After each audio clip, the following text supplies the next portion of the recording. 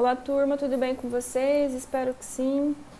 Então, vamos iniciar mais uma aula hoje e a gente vai começar então trazendo um pouquinho do resumo da nossa aula anterior. E de maneira geral, a nossa aula anterior, ela inicia falando da importância da reflexão, né? O quanto que isso contribui para a nossa formação da psicologia, e não só para a nossa formação, mas para entender o histórico, então, da construção aí da psicologia enquanto ciência e depois enquanto disciplina, enquanto ciência, enfim, até se transformar, né, num curso. E sobre os rumos, então, que essa história está tomando, né? Então, de maneira geral, a introdução é entender o que já foi construído até aqui dessa história, situar nesse presente, e aí o que nós vamos fazer aí a partir, né, desse conhecimento que a gente vai apreender.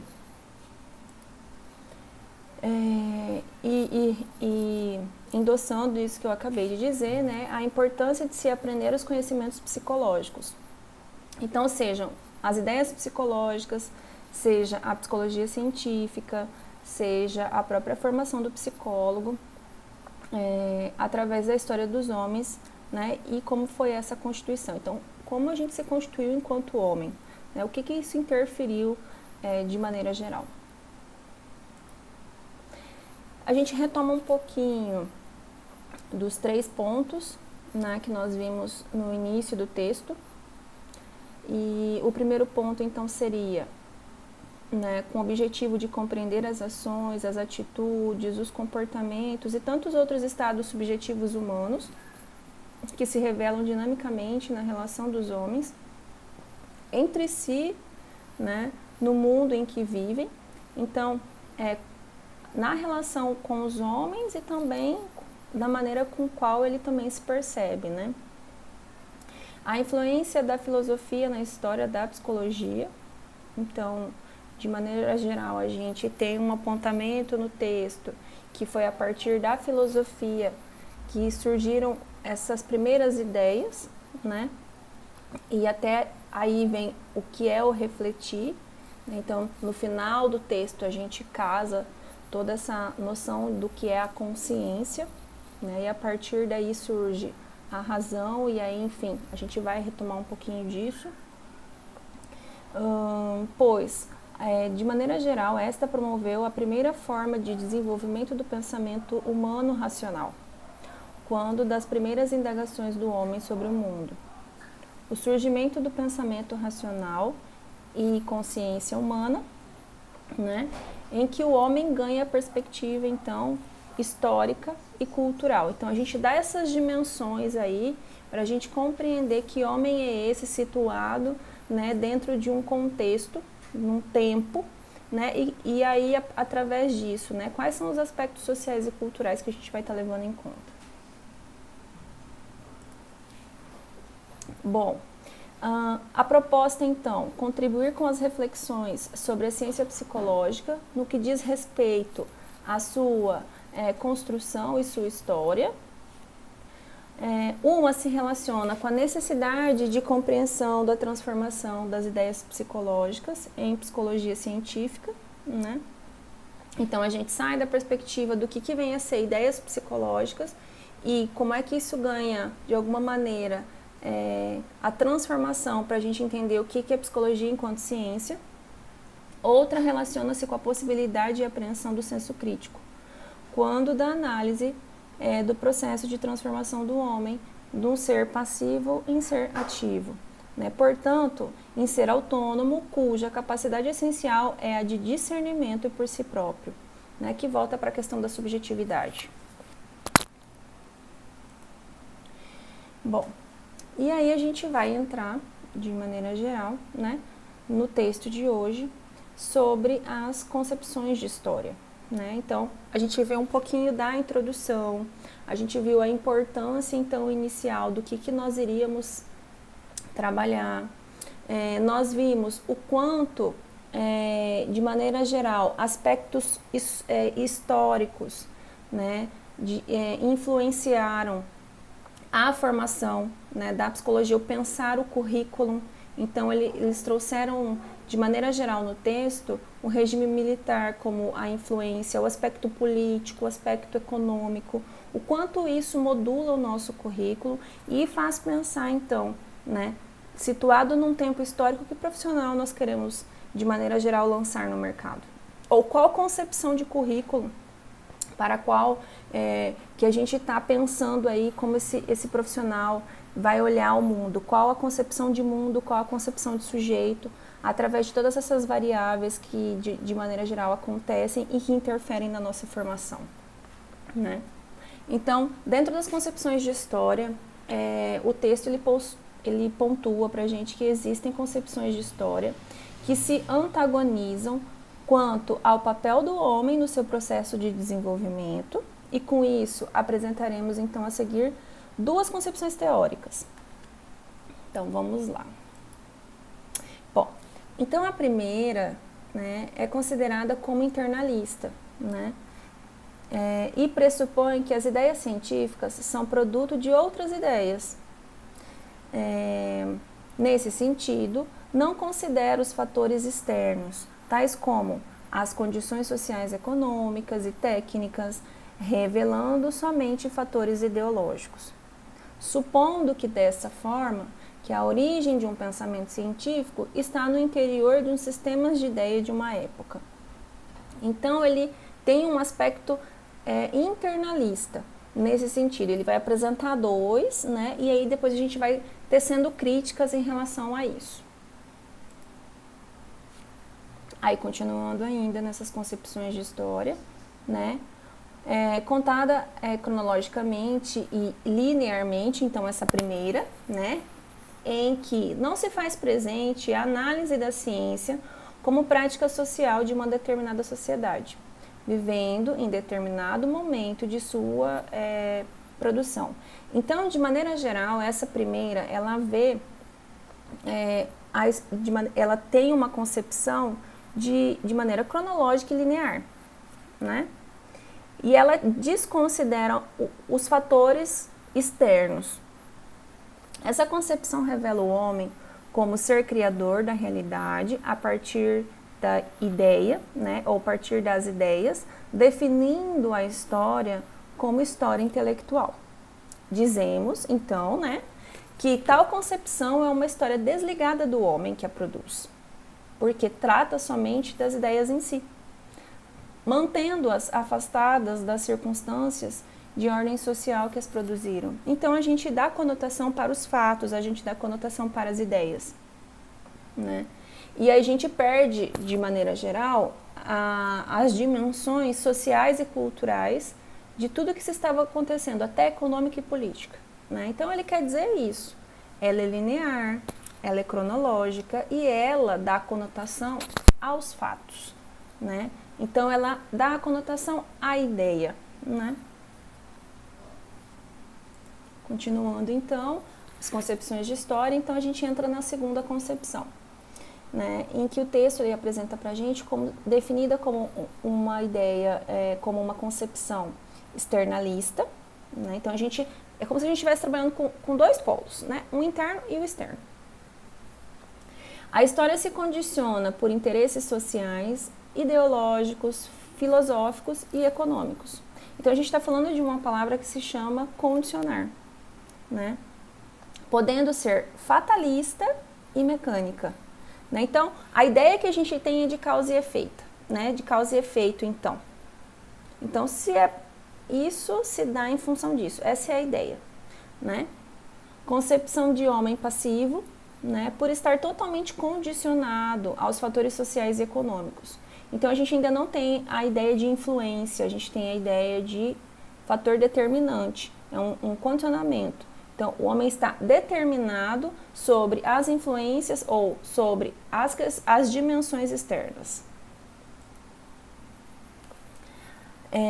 Bom, ainda dentro das concepções de história, concepção internalista se dá a entender que o homem cria individualmente e exclusivamente no plano das ideias, as suas formas de conhecimento. Então, ele dá a dimensão ao fato, né?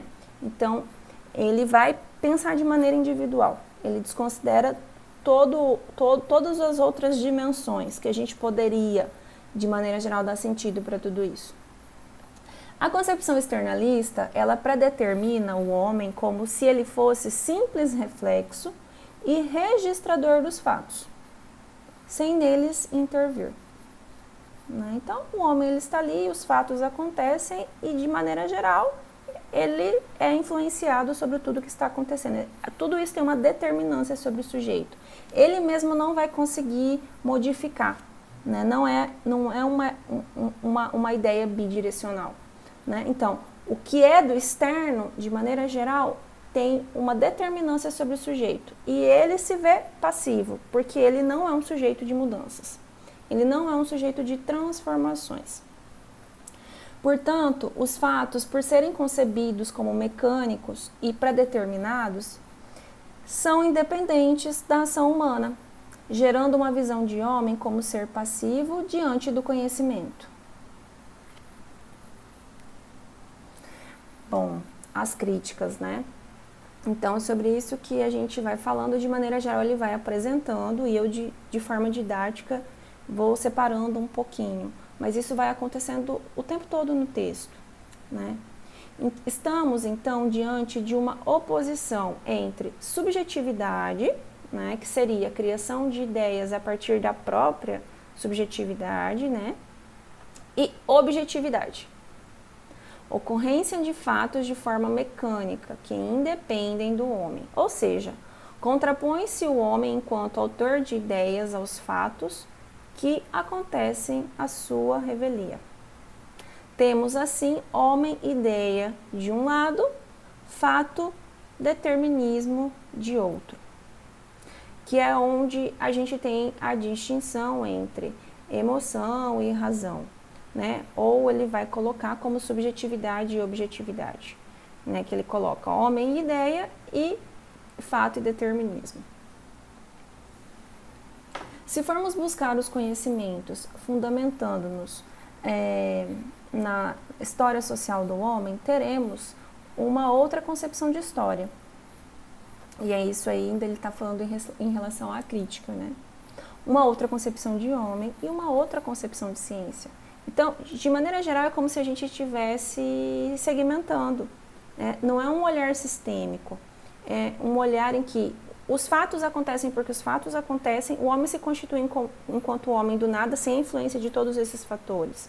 Então, é isso que ele está dizendo. Então, se a gente for buscar tudo isso, é como se a gente não conseguisse fazer o link com tudo isso que acontece, que um pode influenciar o outro. Eu separo tudo isso. Se o passado pode nos explicar o presente, necessitamos conhecer esse passado, não meramente factual, mas inserido nele o homem que não só cria a história, como vive na história. Então aqui é como se o homem tivesse deslocado de tudo isso. Eu conto a história, mas quem fez tudo isso? É como se a história se desse sozinha, né? E os fatos é que vão dando sentido para tudo isso. Mas o homem, ele não é protagonista de tudo isso, ele não modifica. Isso deu e a gente não tem como modificar. Então, não tem esse movimento de transformação. Necessitamos entender, antes de tudo, esse homem como criador, produtor de ideias, produtor de ciência, produtor de história, né? Para entendê-lo, temos que compreender através do movimento da própria história. Para a sociedade em que vive, caso contrário, estaremos concordando com o solipismo, que seria olhar para uma única realidade, né, para um único viés, o que eu quero contar, né? Então, que história que eu quero levar daqui para frente? Por que a gente seleciona só um olhar da nossa história? O que será que está por trás disso? Será que, de fato, não tem ideologias que a gente está deixando de olhar para quando a gente escolhe um lado e aí a gente deixou de escolher tantos outros, né? Por que eu quero contar essa dimensão da história? E por que deixar todas as outras? Ou por que não contar outros olhares, né? Não apresentar a diversidade. Então, a gente, de maneira geral, tem uma história em todas as áreas em que foram selecionados conteúdos específicos que querem dizer algo, né? Então, um conteúdo às vezes mais etnocentrista ou etnocêntrico, que a gente chama, né? Mais voltado para uma perspectiva branca, né? E aí a gente tem também todos os autores que se realizam nesse sentido, né? Uma ciência mais positivista num determinado período. Então, tudo isso a gente faz uma seleção também. E é isso que ele também nos chama atenção, porque a gente sempre vai estar dando o olhar para os fatos até então. E a gente desconsidera todo o outro contexto, né? Que é a crença de que a única realidade é o eu, e assim o homem pode ser criado a partir tão somente de ideias. Então basta você ter uma boa ideia, ser um gênio, que aí você faz parte da história.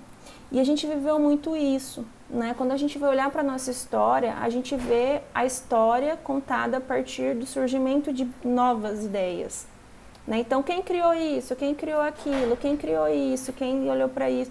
Então, é disso que a gente está falando. A nossa história ela foi ganhando essa conotação no campo da ideia. Então, se você aparece é porque você está atrás de uma ideia. E aí, entrando ainda dentro, né, das concepções históricas, o texto ele tem uma pegada marxista, né? O primeiro pressuposto de toda a história humana é naturalmente a existência de indivíduos humanos vivos, né? O primeiro ato histórico desses indivíduos, pelo qual se distinguem os animais, não é o fato de pensar, mas o de produzir seus meios de vida. O primeiro fato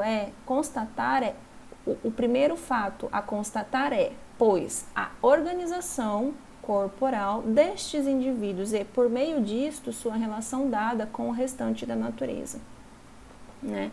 Então, aqui a gente começa a fazer a introdução das ideias, né, histórico-culturais, né, onde ele, de maneira geral, vai falar que não é só a consciência pela consciência ou não é só a partir do surgimento da razão, né, mas que também ele coloca que não é o fato de pensar, mas é a partir do momento em que o homem começa a produzir os seus meios, né, em relação ao cotidiano, à vida que ele está vivendo, ao campo do trabalho.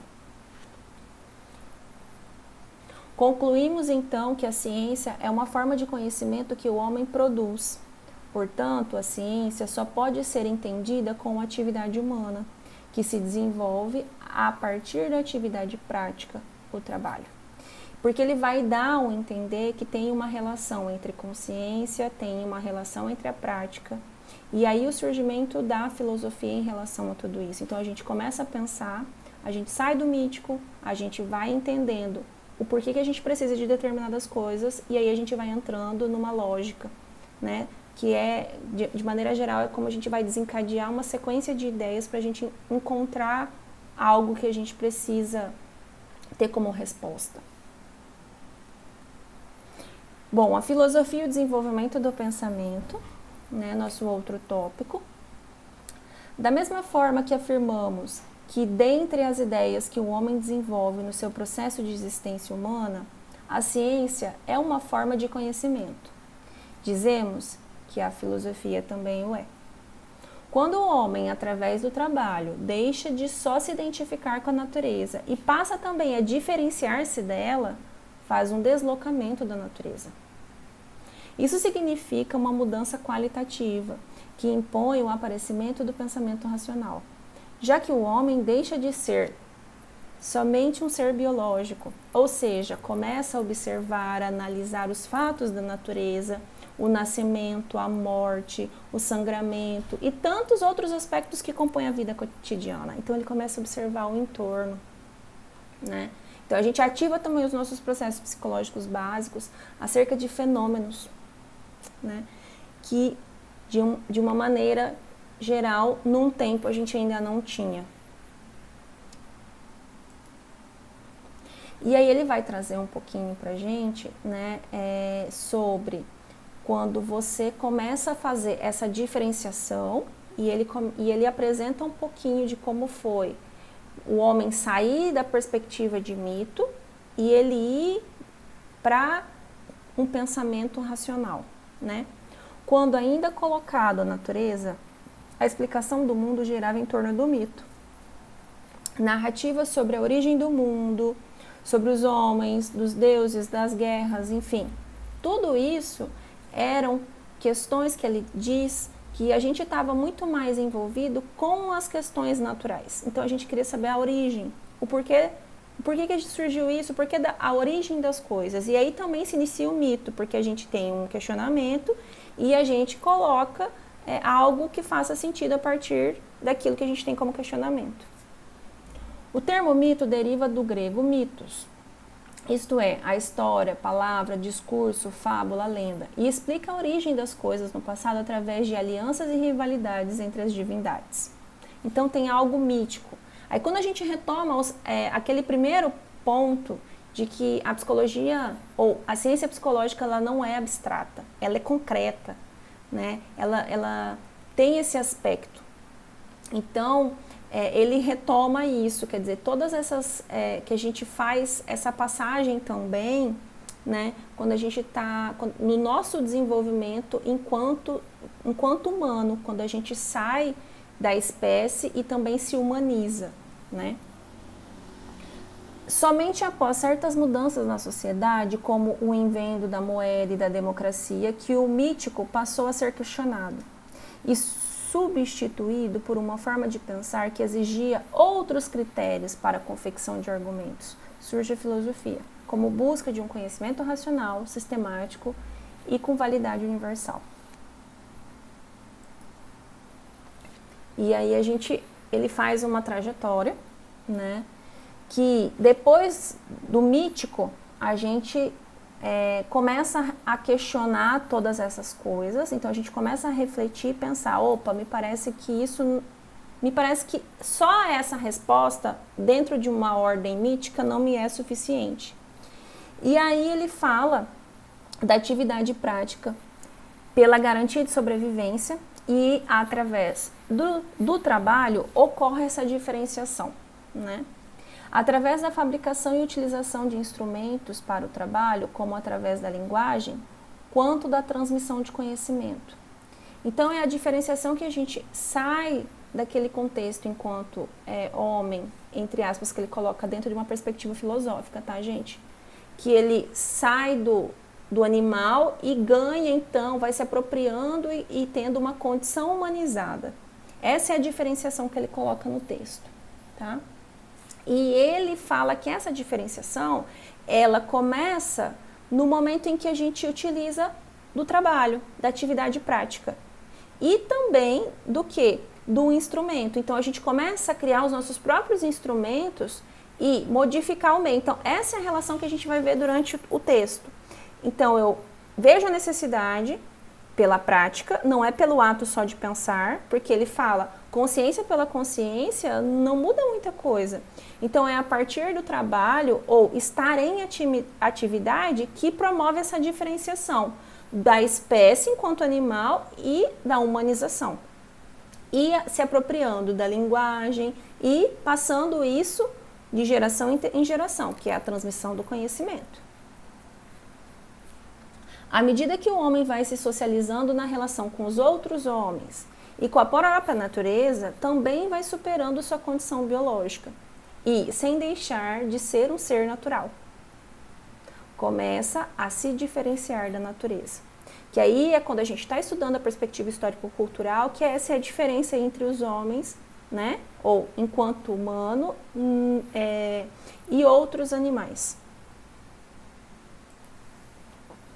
A filosofia nasce em virtude da necessidade do homem organizar seu pensamento.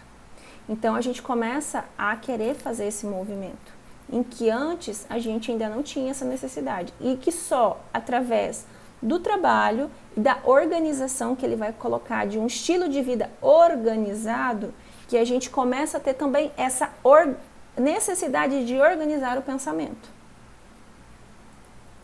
E aí, como que isso vai acontecendo? Então, ele vai explicando no texto. Então, essas transformações em que o homem sai do movimento passivo, vai para o movimento ativo, passivo ou criativo, enfim.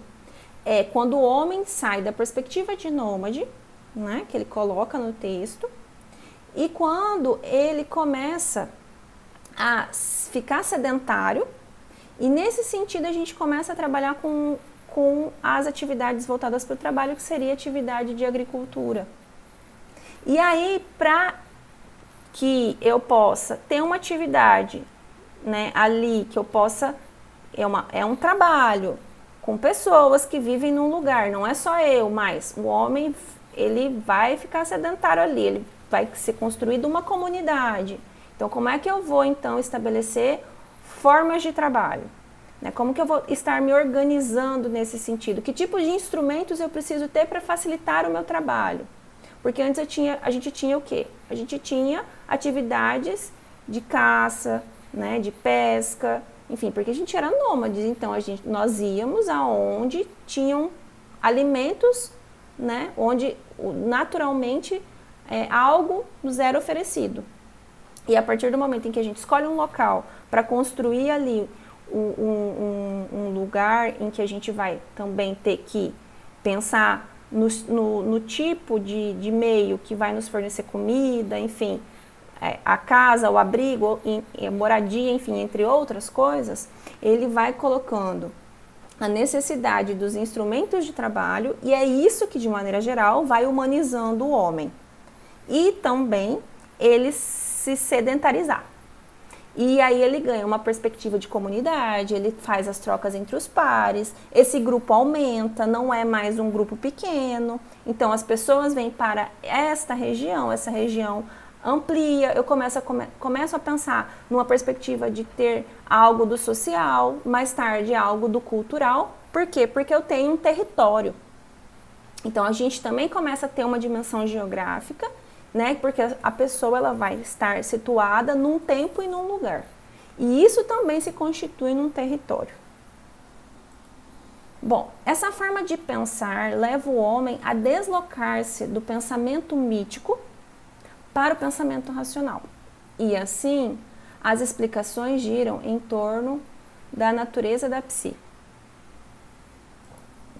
Dessa forma, o desenvolvimento do pensamento humano passa por outro estágio, que é a atitude de filosofar, que é responder aos problemas com quais o homem se defronta na sua existência. Então, a partir do momento que eu tenho um território estabelecido, que ali precisa ter uma dinâmica de vida, tem um cotidiano, que tipo de instituições eu vou ter ali, como é que essas pessoas vão viver. Então, vários questionamentos, eles começam então a existir, né? Essa atitude de filosofar pressupõe a reflexão, o debruçar sobre as questões sem desconsiderá-las a priori resolvidas, como crer no pensamento mítico. Então, a gente abre possibilidade para outras formas, né, de que aquilo possa ser a resolução. E não é algo que já foi determinado, pronto, né? É um movimento já que a gente começa a refletir. Então, essa é a reflexão. E pode ser que seja, pode ser que dê certo, e pode ser que não dê, e aí a gente tem que se colocar em movimento e refletir de novo, e ver o que está acontecendo. Refletir o ato de retomar, reconsiderar os dados disponíveis, revisar, vasculhar numa busca constante o significado. É examinar detidamente, prestar atenção, analisar com cuidado, e é isto o filosofar. Então, é esse cuidado do que está acontecendo, olhar para o fenômeno, quais são os elementos que tem nesse fenômeno, né? O significado daquilo, ampliar isso, enfim, vários fatores que, de maneira geral, nos colocam nesse movimento de reflexão, e aí ele fala sobre o ato de filosofar. Vamos então, aí o texto ele passa, né, definir Filosofia como uma busca organizada, sistemática do saber, já que o pensamento mítico, enquanto explicação do mundo, se apoiava na fé daquele que estava narrando. A filosofia propõe a investigação, a compreensão e organização do saber através da razão e não da crença, né? Então tem que ter uma organização também dos fatos, como é que isso acontece, para que a gente possa chegar a algo voltado para a razão ou para o racional, né? Não basta só crer. Então você tem que ter um conjunto de elementos para que isso aconteça. E também a gente começa a perceber aqui que o sujeito ele começa a ser protagonista, ativo, porque ninguém fala para ele. Não, quando ele traz a perspectiva de narrar, a gente só tem um narrador, né? E aí eu reproduzo essa ideia. Quando eu dou algo da reflexão, eu coloco os outros sujeitos em movimento. Então não é só uma pessoa, né? Eu amplio isso para as outras pessoas, porque não tem uma pessoa que vai narrar o que está acontecendo, ou eu pego isso pronto e repasso. Não, eu coloco as pessoas no meu entorno a se refletir, a concordar ou discordar, a refletir sobre o que nós estamos discutindo. Por isso, podemos dizer que a filosofia, enquanto conhecimento racional e sistemático, nascem também as ideias psicológicas, as indagações sobre o processo individual e subjetivo do homem. Pois bem, sem entrar aqui no mérito da polêmica em que se discute ser a psicologia ciência ou não, reafirmamos que ela se torna científica no final do século XIX, então isso é muito recente, né? Em meio ao próprio advento de outras ciências e em meio ao recuo da filosofia enquanto teoria do conhecimento. Mas a vida do homem não é estanque, e o modo de produção capitalista que engendrou todo o nosso escopo científico entra em crise global já nos meados do século XIX. Crise essa muito bem elucidada nas obras de Marx e Engels. Com a crise econômico-social, o indivíduo, expressão humana do capitalismo, né, também entra em crise. Questiona seus valores, suas habilidades, suas potencialidades, o sentido de sua vida. Fez-se necessária uma ciência que explicasse os aspectos individuais e subjetivos do homem. Nesse momento, então, a psicologia se desliga da filosofia, né?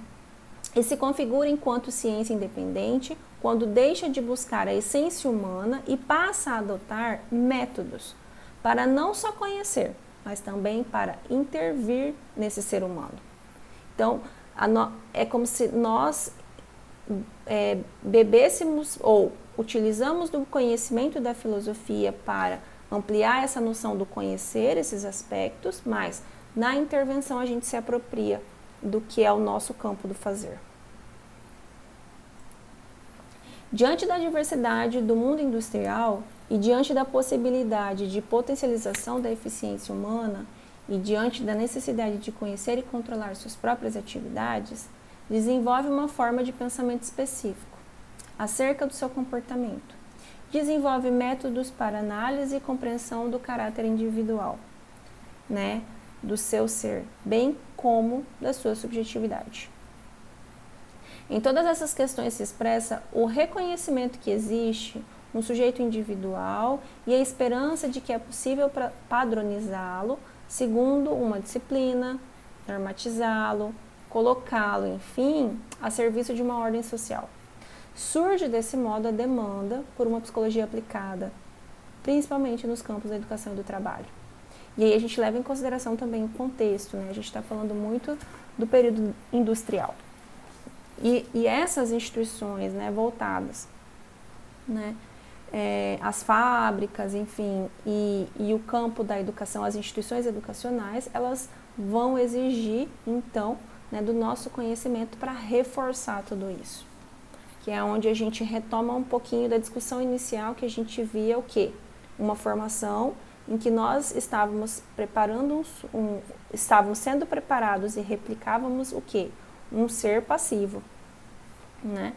Então, de maneira geral, é mais ou menos isso aqui que ele está querendo dizer, né? Quando as instituições acabam nos utilizando do conhecimento, e também a nossa formação ela é condizente com isso, para padronizar, para disciplinar e para normatizar o sujeito. Não para fazer pensar, não para fazer refletir, como a gente vem pensando os seus primórdios aí. E assim que no final do século XIX estão dadas as condições para a elaboração dos projetos da psicologia, como uma ciência independente e para as tentativas de definição do papel do psicólogo como profissional nas áreas da saúde, da educação e do trabalho. A origem da história da humanidade assinala um nível evolutivo e qualitativamente novo, que difere fundamentalmente da precedente evolução biológica dos seres viventes ou dos seres humanos. As novas formas de existência social criam também novas formas de psique, as quais, por sua vez, são fundamentadas ou fundamentalmente distintas da psique animal. Nasce a consciência humana, né? Que aqui é quando a gente vai começar a trabalhar com consciência e o eixo, então, entre psicologia, filosofia e história. O nascimento da consciência humana não requisitou de imediato seu conceito. Observa-se que a consciência vai se tornar objeto de estudo somente na era da psicologia científica, mas sim conceitos de fenômenos psíquicos que naquele determinado momento histórico eram importantes. Assim é que temos ideias psicológicas, pois o conceito de consciência propriamente dito é novo. Então, ele coloca o quê? O nascimento da consciência humana não requisitou de imediato seu conceito. Observa-se que a consciência vai se tornar objeto de estudo somente na era da psicologia científica. O filósofo da antiguidade fala em psique, alma, né? É através do conceito de alma que são explicadas as atividades subjetivas do homem. Isso a gente retomando um pouquinho da filosofia, porque a gente vai tentar fazer o link, né? E posteriormente aos gregos, seja no período de transição entre Antiguidade e Idade Média, denominado no neoplatonismo, seja na própria Idade Média, o conceito de alma é filosoficamente suplantado pelo conceito de consciência. Bom, por fim, então, pontuando a necessidade de entender as ideias psicológicas que originaram possibilidades do aparecimento da psicologia como ciência, um dos caminhos que se pode ser percorrido é o desenvolvimento pelo conceito da consciência, né? Então, o que ele faz a trajetória? Que nós surgimos através de ideias psicológicas, que surgiram lá desde, se a gente for pensar em outra ciência, da filosofia. E depois, quando a gente, de maneira geral, se desliga, se distancia da filosofia enquanto ciência, a gente também ganha o nosso espaço, né? Ele fala que é aí que vem o que a gente ganha aí o conceito de consciência, né? Mas ele faz essa trajetória, né? De ideia, a gente acaba então em psicologia como ciência, né? Embora este só apareça como tal no pensamento posterior à antiguidade, que já está delineado, então ele vai colocar em primeiro lugar, enquanto forma de apreensão da própria condição humana, quando o homem passa a se deslocar da natureza, né? Então ele fala dessa humanização, então quando ele distancia desse animal, enfim, que a gente era visto, né, e a gente se torna homem e humanizado, né. Segundo, na noção de alma enquanto explicativa do pensamento, dando lugar à elaboração mais objetiva, será? Quanto à realidade interior. Bom, gente, então é isso, né? De maneira geral, ele retoma toda essa importância, ele faz essa trajetória do quanto foi importante o homem se deslocar dessa natureza e ganhar essa humanização pela via, né, do trabalho e se apropriar de tudo isso e se tornar um sujeito com historicidade, com cultura e com todos os outros elementos, e isso traz um plano de consciência que ele vai lá na filosofia e fala, mas o que era isso quando eu estou falando de consciência? Lá na filosofia isso era visto como alma, né? Que era onde o sujeito ele olhava para si, para suas questões que a gente fala de subjetividade. Porque, de maneira geral, ele quer dizer o quê? Na Idade Moderna, isso acaba ganhando um viés mais racional da razão. E aí a gente retoma esses conceitos da filosofia para a gente olhar, quando ele fala assim, lá no período da Idade Moderna, o homem também entrou em crise com a crise capitalista e com todas as influências. E aí a gente retoma esse conceito de alma e de psique para que a gente olhe para a nossa subjetividade, né? E aí a gente também olhe para esse sujeito e comece a perceber quais são as condições e os fatores que vão influenciar na construção dessa subjetividade. Certo? Então, gente, é isso, tá? Vejo vocês na nossa próxima aula. Beijos, até!